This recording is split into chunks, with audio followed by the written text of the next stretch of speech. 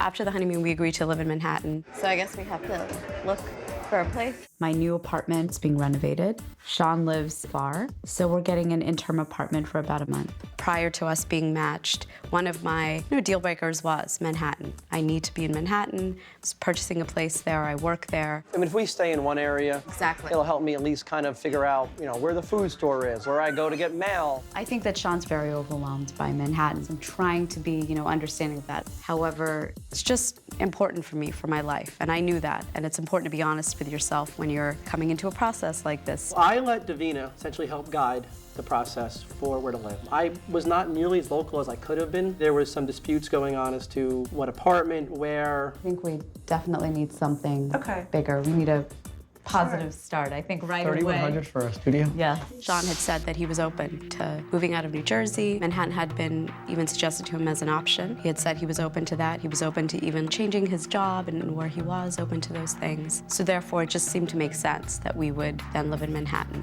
I don't know New York very well. I did, make it known that, this is where I work. My commute would be such and such. But she, had reassured me that, this is a good area, the Upper East Side. The commute's not that bad. And she's my wife. I'm going to think that she's looking at my best interest. Ultimately, we decided to live in the Upper East Side in an apartment which is a block from where she lives. There was no compromise to be made. This was a marriage. Before you enter into a marriage, there are certain questions that are asked. That is what the experts did. They asked him very clearly, are you open to Manhattan? Are you open to changing? This was something that he said. He wanted to get out of his comfort zone. That's what he was ready for. So although in physical space, he had to move for this to happen, he was open to that and said he was willing. I wasn't. So technically, it's a compromise for him to be there, but it's one that he was ready for and had said that he would be open to. Now, how he reacted after that point is another thing. So by the time I figured exactly how far the Upper East Side of New York was to my home and to work, I realized it was too late to change anything. With traffic, it took me as long as 2 hours, 15 minutes at times. It was challenging. I would have had to get up every morning at 4:30 to make it to the hospital to be ready and at my desk by 7 a.m. And then to drive back here at 9:30 at night. It's a long day. So it did cause me concern, and I didn't want to live where I was just tired all day and